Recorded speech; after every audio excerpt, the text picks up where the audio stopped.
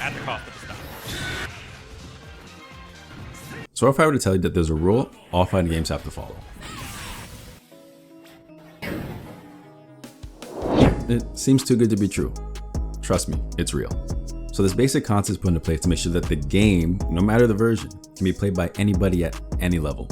And as a new player, it doesn't matter which game you decide to sink your hours into. After this video, you are going to be able to see the code.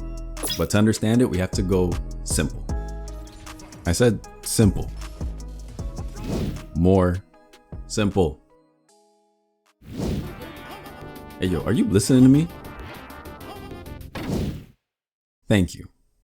Rock, paper, scissors. I know, it seems like a joke, but trust me, for every fighting game, this is its base form. Let me explain. So when we think of fighting games, we think of punches, kicks, special, supers, and for some like unhinged weirdos, that's pretty much all they want. So that hard hitting aspect of the game, let's call that rock. A pretty hard hitting method to mash down your opponent's life bar all the way down to 0. But if you're not a fan of just pounding down your controller into dust, you're gonna need something that's gonna beat rock. And I think you see where I'm going with this. Now, blocking is a counter to rock. It's your paper. It's that shield you, that cover you up kind of nature that's going to stop those weird kids named Sid from just running their psychopathic kind of gameplay. Now allow me to introduce you to grabs, or scissors as some people like to call it. Grabs are that proper method of flipping that armored turtle onto its back. Quick and easy. Since we know the schoolyard game of rock, paper, scissors, we know that paper beats rock, rock beats scissors, and scissors beats paper. And since you know rock, paper, scissors, you know what's going to beat grab. It's going to be punches and kicks, whichever you want to call it, but it does make sense.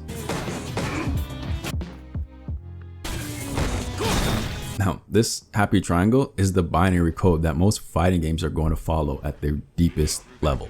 What makes this rock, paper, scissors a bit different from the schoolyard is the different situations that fighting games present you with. Now, we know that block beats hits, hits beats grabs, and grabs beats blocks.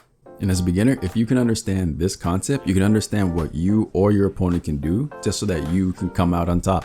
But if I don't understand what my opponent can do during a block, he's going to think of a strategy and come up with a solution to my constant hitting.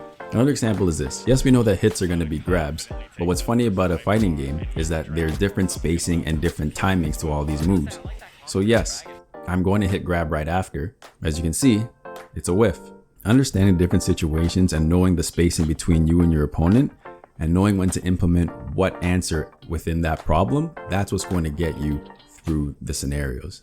Now, don't get me wrong, this concept is sprinkled throughout all of fighting games, but it's up to the player to keep in mind when to do this and when to do this, and understanding what is happening on screen so that you can implement a simple solution, just so that you're not going crazy and trying to throw the kitchen sink at them. But all in all, ladies and gentlemen, thank you. Keep it classy. You'll thank me in the morning.